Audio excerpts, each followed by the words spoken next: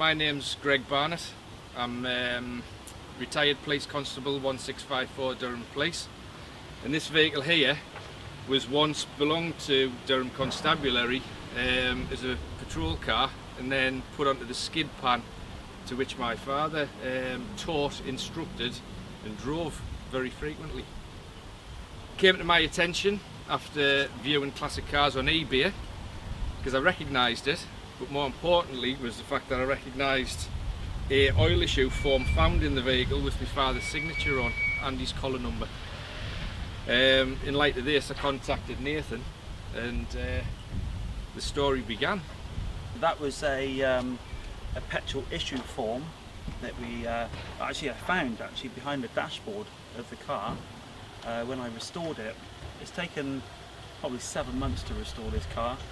A lot of late hours and early mornings.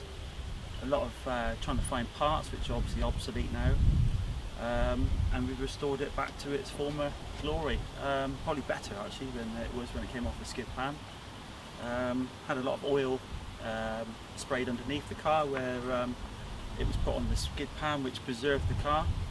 And obviously it is the only known British police surviving Vauxhall VX, and the only surviving car from the skid pan that was up at the Durham HQ. I remember visiting headquarters where my father was working numerous occasions, and I recognise this vehicle as many as others. Obviously it's changed over time, but this particular vehicle, once it was sort of finished with on the skid pan and other vehicles were then used, this was then put out to pasture, for want of a better word, and it was more or less wreck or ruin.